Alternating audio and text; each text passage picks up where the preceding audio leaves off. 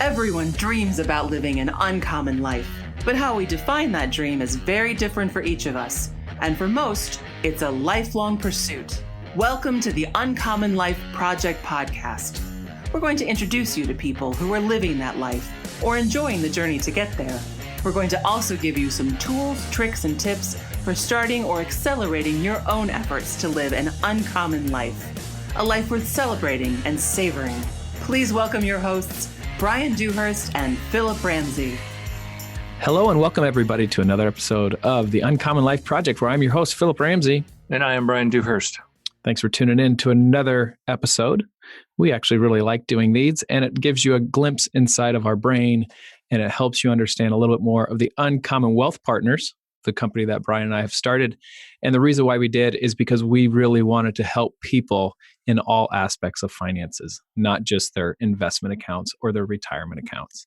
So thanks for listening. We're going to talk about a tool today that we have created, and we really think it's going to give people not only traction, but a roadmap and casting a vision of where they want to go, what's important to them, and how to get there more effectively. So today we're talking about the Uncommon Financial Dashboard. We have a book that it is all spelled out in that book as well. But we hope this is a tool and a resource that you can go to time and time again to help you, and if you're married, your spouse, a little bit of focus and direction on what you guys are unified on your future. So Bryan and I are financial advisors that care about all aspects of you and what you're passionate about. And then we want to try to put tools in front of you or give you resources to help you achieve your goals faster. That's pretty much Uncommon Wealth Partners in a nutshell. Bryan, would you add anything? Amen. No, I think I kind of wanted to just give a little bit of context to how we created this, because we've been working together now for almost 8 years. No, almost 9 years. Almost 9 years. Wow, that's humbling. We didn't create this in our first year. This is a culmination of a lot of different things, a lot of different influences. One, is our business coaching that we've done for our business and with our mentors. So that was a huge part of, the creation of this. Another big part of this is just seeing our clients and the assets and different things they're doing outside of an investment account or outside of a 401k or a Roth IRA, buying rental properties, owning a business, having a side hustle that takes off.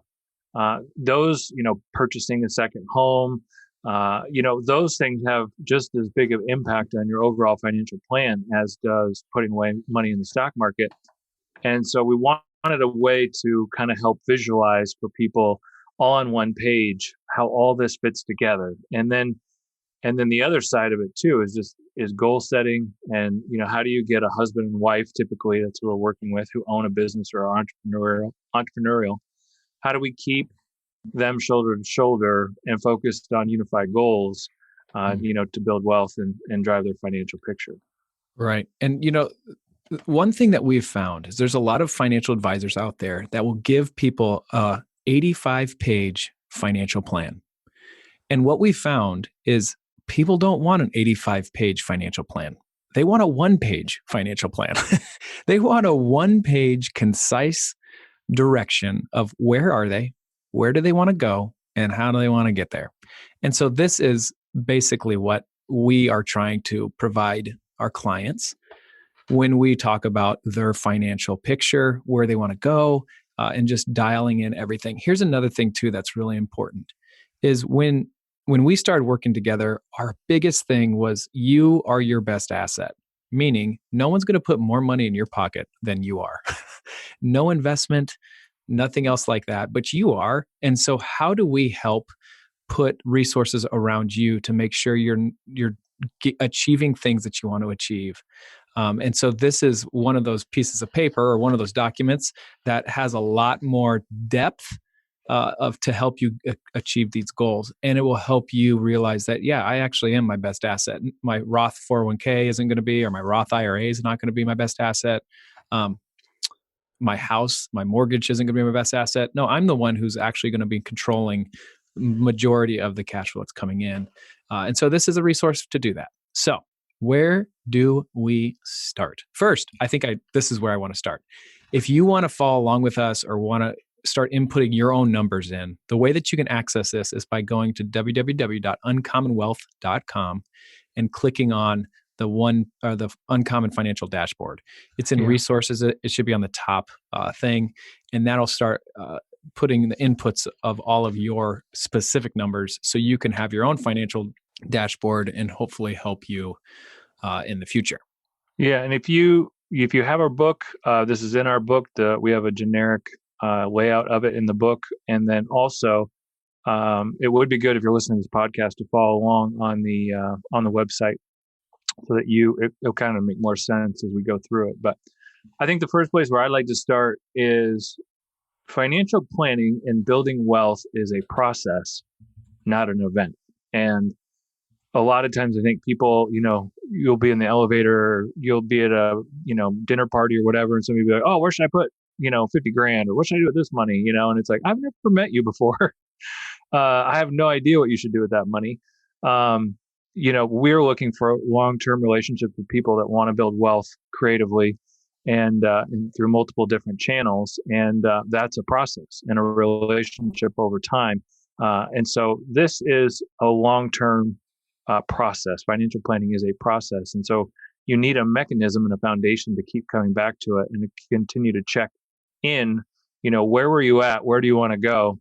And, how are we doing on that track? And that's what this dashboard does for us. This is how we use that. Right. All right. So we're going to go through the specific, I would say, sections of this and why they're in there, what's important, why did we want to put it in there, and kind of give you a little idea of going through it yourself. So let's start with a clear focus. Why did we start with a clear focus? It's on the top left when you get your financial dashboard, your Uncommon Financial Dashboard. It'll be on the top left. And the reason why we wanted to start with this is because you want to keep the end in mind. What's the date? How old are you currently? How old will you be when you're ready to, hit that financial freedom date is what we call it. And we're talking about ideal financial freedom date. Now, maybe ideal/realistic financial freedom date, because I think a lot of people are like, tomorrow. But it has to be realistic, obviously. But that number can be anything. And I want to be very clear with if you want it to be next year, probably not going to be tomorrow, honestly. Maybe it would be. But if you want it to be next year, that can totally be done. Totally. It might take a higher risk tolerance that you're actually willing to achieve. But we have seen it time and time again where somebody puts their head and mind to it, they get it done. So what is that ideal financial realistic freedom date for you? And it starts with that date, keeping the end in mind. Where is, that target that we're going to be hitting or need to hit? So that's the first thing in the clear focus. The second one is how old are you currently? Oh, yeah. Go ahead. Keep going. No, that's it. Go ahead. I want to say too, I think it's important because I love the saying, we overestimate what we can do in a year, but we underestimate what we can do in 10. Right. I think this part of the dashboard really speaks to that of like, we've never had someone say like, I want to be done in 10 years and like laughed at them. I mean, that's totally doable. Mm-hmm. And so, people, there's a lot of people that are 1 year away from retirement. You're probably in your mid 50s or 60s, and it's, predicated on Social Security, a pension, investments, or other assets. And so everybody's at a different spot. And so that's what's really neat about this dashboard too, is it's for everybody. And it really combines everything no matter where you're at. But it does take a little bit of thinking through. Here's why. Because I think a lot of people are just like, well, when I'm 65, that's going to be my retire date. Well, no, what's your ideal realistic? Like, what's your ideal? Is it 65 or is it 58 or 45? Whatever it needs to be. It starts to change your paradigm of like, when do I want to have enough income to cover my monthly expenses? And then I can do whatever I want. So it does help you with that. So the next thing, just how old are you currently? And if you're, your wife, I would say you and your spouse or you and your husband, write that in there. I'm 40 and my spouse is 39, or I'm 50 and my spouse is 42. Whatever it needs to be, but put it both in there because you guys are both working on this plan together. And then I think the thing that we have two more sections in here that are important. The first one is the monthly financial freedom number. I want to be making X, and that's going to be my goal. I want to be making $8,000 per month at this date, my ideal realistic financial freedom date, and then I can then do whatever I want. It's pretty fun. Mm-hmm. So, but you need to know that number. If you don't know your number, then it's going to take some homework. How much, and this is maybe a quick way to do this, is how much hits your bank account from your current income sources? And are you living paycheck to paycheck, or are you saving stuff? So quickly, if you're saving $500 a month and you're making $7,500 that hits your bank account, chances are you could probably live on $7,000, but I would say put it at, $7,500. And you also have to think in 10 years, $7,500 per month is going to feel a little different because of inflation. So there's a lot of things to think through there, but it gives you a good idea. All right. Next section. Well, the last one is sources of income. Okay. So how many sources of income do you currently have? And you got to be thinking like, okay, my wife has a job, I have a job, or I'm the only income source. And then we have a rental property. What is that currently? Is it 2? Is it 4? Is it 1? Doesn't matter. Just you need to put some in there. Cool. All right. The next one is investor profile. Man, I love that we have this in here. And I think this is very underutilized in many practices. But they're only talking about like a money financial account that is dealing with stocks, bonds, and mutual funds. Meaning, what do you want that account? Are you a risky investor? Are you not risky?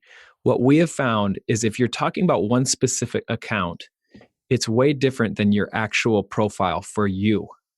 If I was going to bet on you, are you a riskier person, or are you like, hey, I like to be a little bit more conservative? We're talking about your investment objective, not an account. Definitely. So I guess I'm talking a lot. So I'll just keep talking because I get all hyped up on this. So we have 2 things in here. The investment objective. So it could be, hey, I just want to not lose any money. Okay. Or it's like, hey, I need income and I need as much income as possible. I want cash flow. That's what I'm looking for. Or if like, I want cash flow, but I also want this asset to grow. Or I don't care about cash flow at all. In fact, I'm getting killed with taxes. All I want this money to do is grow. And then we have aggressive growth or speculative, like it's pin your ears back.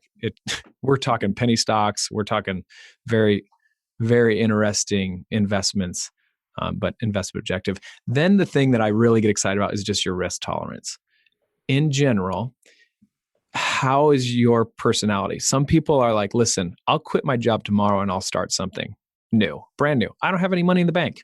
That would be what we call aggressive. You're ready to pin your ears back and you're ready to do something big. A lot of people aren't that way. Hey, I'm not going to quit my job right away. I'm going to need a little bit more time. I need a savings account at this big before I feel good. So it gives me a runway. Whatever yours is, I think it's important just to document that and have that on your one page. So if we ever look at this with you and we see that you're going to quit your job tomorrow and you have no money in your savings and your risk tolerance is moderate to maybe moderately conservative, we're going to be like, hey, this might not line up. We'll be really cautious of this. These don't match. These don't match. So, okay. Next one. Go ahead. Income sources. So we have current income sources and we have future income sources. And we actually want you to list them out. So, in our example of our fake client here, it's Ben's wage, Susan's wage, Ben's LLC. As the current sources, and then future is Ben's LLC, Ben's Social Security, Susan's Social Security, and then Building Rent LLC. And so wanting to really kind of start thinking through of how are you getting money? How are you getting paid now? How do you anticipate getting paid in the future? And where and when are those sources coming in? When you read, the average millionaire has 6 to 7 different streams of income. I mean, the main buzzword I feel like a lot on the internet and with Robert Kiyosaki and some of the stuff is like, residual income or passive income and all these different things. But to really start mapping these out of like, how could we monetize what we're passionate about? What are these sources of income, and to start thinking about them and start talking about them. So that's basically it. And income sources is to start getting them written down. Right. And depending on if you have multiple rentals, you can either say, hey, all those rentals roll up to this one LLC. You can do it that way, or you can list them all out. You can add sources. You can do whatever you want there. So whatever is beneficial for you and your plan, please feel free to manipulate this whole thing like you need. So usually it's, husband's wage. Then maybe if the wife has if she's staying at home, or if she has a part-time job, or if she's like the majority of the income and the husband stays home, you can do it that way where just It's Susan's wage. Great. But in the future, what do you want that to look like? That's kind of exciting to me, because now it's starting to think of like, well, wait, this is what I think people start thinking about. Well, what is a good way to make money? And we're saying, stop thinking that way. What's a good way for you to make money where you're excited and passionate about? Is it art? Then let's figure out that. If it's rental properties, let's figure out that. But don't try to use somebody else's plan for your plan. This is where you need to start really thinking through, what would it be where I would get excited about if I was getting paid to sell artwork? In this example, I would be excited. Okay, now we can work on something. So, and that's the future income sources. Great one. Okay, next one. Dun, dun, dun, dun. Current debts and liabilities. Yes. Why is that important? Well, we need to know where you're at and what liabilities are outstanding. Not only impacts your balance sheet and your overall net worth, but obviously your cash flow as well. And typically, when people are in debt, they want to get it paid off. And so we want to have that as part of our plan, and understanding those numbers and, different things that are influencing your, purchasing decisions. It says a lot, tells a lot about, an individual. So. Right. And what I would say is, there's sometimes when we come up with clients, the husband is like ready to go and the wife is a little bit more conservative. What we have found with those people is we can get the wife on board with doing something uncommon as long as the debt picture is manageable for the spouse. Like, hey, as soon as we get these 3 debts, maybe the car, the credit card, and student loan paid off, then I would feel comfortable for us to do something uncommon. But this is a way that we can really start bringing and unifying marriages together before we take this step in the uncommon world of investing in yourself and something you're passionate about. This is a really good option to, hey, let's be unified and be paying off, 2 car loans before we do something different. But it gives you action items right away. So the current debts are kind of fun for us to just list out. And here's what I would say. Do not feel shame about having multiple thousands. Like, it doesn't matter how many accounts you have in debts. Write them down, because it gives us a plan to go after. So don't feel bad about that. The next phase I want to talk about is the current wealth building. And a lot of times people just talk about a 401k account or your savings account. The way that we have laid this out for current wealth building is a little bit different. Why do we do that, Bryan? Well, it's kind of like what we alluded to at the beginning of the podcast, that, people have a lot of different assets, especially now. And I think a lot of times, people underestimate their overall assets. And especially if we talk about, you are your best asset. It's about getting you to think with a different mindset about the different things that you're impacting, the different resources that you have access to or that you have built up. And so, on there, we have real estate that can be your primary residence or other real estate. We have the business kind of box on there, savings and investment type money, or life insurance type money, cash value, and then retirement assets. So that's kind of more of like the 401k, Roth IRA, employer sponsored plan, that type of thing. So trying to get people to really start looking at their overall balance sheet when they talk about building wealth, and not just an investment account. Right. Because of real estate, every time you make a payment, you're building equity. Now, it might not be much, especially if you're in the beginning of your 30-year term, but you are building equity in that property. So whenever you pay that bill, be thinking you are putting some money away that you're saving for later, which is good. We want to know that. So once we take those current wealth building strategies and you put them all in the system, then it subtracts or it adds those all up, the asset total. So if you have a rental property and you bought it for 180, but it is assessed at 200,000, I would put that assessed value of 200,000. In that current debts, you should have put what you have in the mortgage. Like, let's say you have 160,000. So you can see how 200 minus 160, you have $40,000 of equity in that. And that's what our system does. So it takes and adds up all your current wealth building strategies, and then it subtracts your current debts, and it gives you your net worth. So let's talk about this, because in the middle of this whole page, it has a net worth chart. It has one on the left, which would be the current year that you're at, and it'll tell you what your assets minus liabilities are currently. What our system does is it takes your ideal, realistic financial freedom date and it puts it to the right of this graph. And then it does a calculation of kind of approximate what you're going to need in net worth to kick off as much monthly freedom number, the income that you'll need. So you'll have two pictures here in the net worth chart. One is current. The next one is where you need to hit. And it's only an estimate. It's not like an exact science. But let's talk through that the estimate of that right number of what we think that you're going to need in your net worth to kick off your monthly financial freedom number. So yeah, the net worth column on the far right is that date should align with what we set in the clear focus. Mm-hmm. And so what we're trying to project is that monthly financial freedom number, which is a monthly number, multiplied by 12 to give us an annual number, and what the assets it would take to generate that type of income. And that can come from, and the reason we, currently, building wealth, that category, what we're really trying to show you is that it might not just be a byproduct of your investments, but over your overall assets that get us to that number. Right. Yeah. And I think too, it goes back to income sources. Like, what income sources do you want to be generating at that point? So making sure those all in line, but it gives you a good snapshot of, hey, you're going to need around, in this example that we're looking at, 2.2 million. So it might be a shocker to you, but know that there's multiple ways that we get that number. So you just don't need to have $2.2 million in your IRA or your retirement account. It could be a multiple of different things that add you up to that net worth. So I think that's kind of cool. Yeah.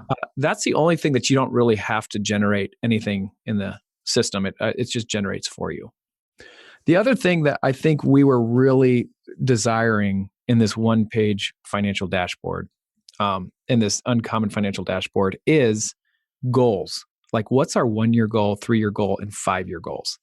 And making sure they're all in line with everything that you're telling us. And so the next section that you're going to fill out is your 1-year goals. What are those goals? For example, if Susan or Ben are really nervous about doing an uncommon plan and Susan's like really excited about it, and he says, listen, I want to pay off 2 cars in this next year, or 1 car. Let's do 1 car. I don't know. Whatever those goals are that you're controlling. Or it can be like, hey, I want that investment account to be up over $200,000. We have a couple clients like that. Whatever that goal is, it needs to align with your ideal realistic financial freedom date and all of that. But it's something that you can start talking through of saying like, hey, in the next 12 months, this is important to us. Let's write it down. And I think, obviously the other thing I want to say about this is, if you think about it, I think if you've listened to this show, you've heard us say this before, but I'm going to say it again. Traditional financial planning of like, hey, we need to max out your 401k or whatever it is, or put money away for retirement. You can't touch this money for 20, 30, 40 years, whatever it is. They're trying to buy the last day of your life and work backwards. Mm. When we meet with people, it's, your goals are, typically 1 to 3 years. What's in front of you right now? The way we plan, we're trying to, get you more income and help you financially tomorrow. We're trying to buy the next day of your life. And then as we continue to solve for that and build up your income, lower your debt, all those different things, you'll actually probably retire faster. But it's this 1 year, 3-year goals that is 90% of our conversations is what's in front of you now. And especially this year with COVID, I mean, we've had so many families saying, hey, we're just not comfortable with what's happening with our kids. We're pulling them out of school, or we're switching to a private school that has different, rules or whatever. How do we pay for that? Right? Do we need a 529? Like, those things are shifting in the moment, real time, that weren't on our purview 12 months ago. Mm-hmm. And that gets back to, planning as a process, not an event. Things are going to change in your life, and goals are going to change even, but to be able to document them and then have people like ourselves hold you accountable to those goals, it's really powerful to start really documenting this stuff and going over it with somebody that's, not in your family. Right. I'm so grateful that you brought that point up, because I think there's a lot of people that don't want to go talk to any financial advisor because they're like, it's so far away and so many things are going to change that what's the point of even trying to plan now? Right. And the way that you and I plan is like, no, we need to plan what's important for the next 1 or 3 years. Even if it is like we've met with some guy, I want to take my whole family to Disney World. Put it down. Let's show you how to do it faster. Like let's show you how it doesn't just compromise your retirement or things like that, because they're important. And if you're not excited about the next 1 to 3 years, it's going to be a rough road. And we might as well get something on the board that you can be held accountable to that's both exciting to you and your spouse if you're married, and something that you can control, because now you have the ability and the power to go out and do it as fast as you can. So good. Okay, so we do have one that you do your 1-year goals, your 3-year goals, and your 5-year goals. So those are all on your Uncommon Financial Dashboard. And then at the end, it has risk management. And we have 8 different points there, and all you have to do is click it. But they are important. Do you have life insurance in place? Do you have a disability coverage in place through work or whatever, but you feel comfortable with what you have? Long-term care is something that no one wants to talk about, but you just got to kind of address it. Do you have it or not? Health insurance, wills and trust, are they in place? Power of attorney, living will, and beneficiaries are all in check. Those are something that we were just thinking that could be helpful as a reminder. Those are important too. Not only just being loving and planning for when you're here, but if you were to graduate early on us, those are in place. And that's some way you can definitely serve. Definitely, like the nuts and bolts of basic financial planning is this box. And I would say, what do you think of the couples that we meet with? What percent would you say haven't updated their will or trust or anything, or not have anything in the last 5 years? 70%. Yeah. I think it'd be. I was thinking 80, but it's up there. Right. So this is a box not only for yourself, but for us, if you choose to engage us or our help and our coaching and accountability with all of this, that it's just something that we have to take into account. Right. And it might be something that goes back up on your 1-year goal. Like, hey, my wife and I want to do our wills and trusts this year. Awesome. Put it down, and then now you are both unified in that, and you can put a plan together for that. And I think the last thing I'd say, just because, we've now experienced that we've lost our first client, has passed away, and having them have everything buttoned up, the process was relatively smooth. It's never smooth, emotionally or whatever to go through that. But from a planning perspective, it was pretty smooth. And conversely, we've heard a lot of horror stories where people, family members didn't have things buttoned up, and it was an absolute nightmare for the family to deal with. And so one of the most loving things you can do is having your affairs in order and, planning for that day. It is one of the more loving things you can do. So, right. So this is all like a tool and resource for you and your spouse to be shoulder to shoulder, as Bryan and I say, instead of just at each other, to be unified on what you guys want to do moving forward. And we know that one of the top 2 reasons for divorce is finances. And we hope this is something that helps you get excited, and both of you are working together to achieve things that are important to you. And at the end of the day, like, we love this stuff. We love people, and we love what they want to do with their life. And so the more people we can get to fill this out, and the more people we can help with this we're all about it. But if you ever want us to like just look over what's going on, or even engage with us in a more, like, I would say, professional setting. Professional setting. Yeah. Thank you. We would love to do that too. So get more information on our website, www.uncommonwealth.com. Reach out to us, schedule a 15-minute call, do your own Uncommon Financial Dashboard, see what it looks like for you. And we really hope that you get through your goals as fast as you can. We hope that you use this. I hope it is a good resource for you. Definitely. And I think the other thing is what we've seen with all the different people we get to work with and help and, talk to. It's just amazing when you do get unified on this and you do get a baseline set, how fast it can truly go. So no matter where you're at, the difference 18 months, 2-3 years can make is really life-changing. And so we want this to be a life-giving tool and experience. And if you want our help, looking over your shoulder, co-piloting, we do have packages depending on how much time and accountability and coaching that you want. And you can help, you can hire us to help you go faster and be held more accountable. And so this is one of the tools that we use as part of our, financial coaching and counseling that we do as financial advisors. So, right. I will say this is 100% free. Probably should have said that the first 2 minutes, but this is 100% free. The only thing you do need to do is put your email address in there, and then it'll be emailed out to you. But it's a nice one-page deal, depending on, I will caveat this, like if you have a whole bunch of current income sources, or you have a whole bunch of debts, or a whole bunch of assets, it might push you into two pages. But for the most part, the most important stuff is on that first page. And you've been listening to the Uncommon Life Project. I'm your host, Phillip Ramsey. And I am Bryan Dewhurst. We appreciate you guys. And until next time, go be uncommon. Thanks, everybody. Goodbye. That's all for this episode of the Uncommon Life Project, brought to you by Uncommon Wealth Partners. Be sure to visit uncommonwealth.com to learn more about our services. Don't miss an episode as we introduce you to inspiring people who are actively pursuing an uncommon life.